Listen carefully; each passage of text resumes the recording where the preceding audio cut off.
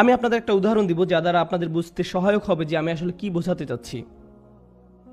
যেমন ধরুন, একজন মানুষ সমুদ্রে ছিল এবং তাদের জাহাজের সাথে পাথরের সংঘর্ষ হয়ে জাহাজটি ডুবে গেল। তিনি একটি কাঠের টুকরায় সমুদ্রে ভেসে আছেন, দোয়া করছেন এবং আল্লাহর কাছে দোয়া করছেন।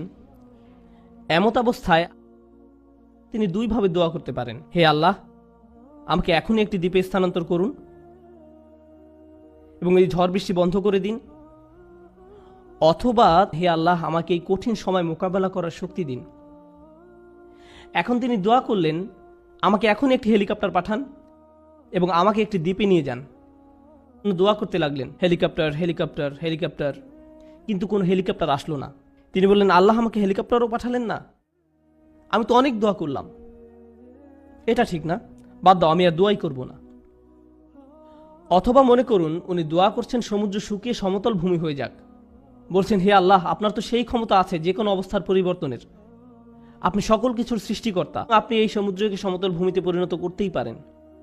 আপনি যেহেতু ইব্রাহিম আলাইসাল্লামকে নিক্ষেপ করা আগুন ঠান্ডা করে দিয়েছিলেন, আপনি আমার জন্য এটাও করতে পারেন। কিন্তু তারপরও সেটা ভূমিতে পরিণত হয় না, সমুদ্রই থেকে যায় এবং লোকটা ধীরে ধীরে ডুবে যাচ্ছেন।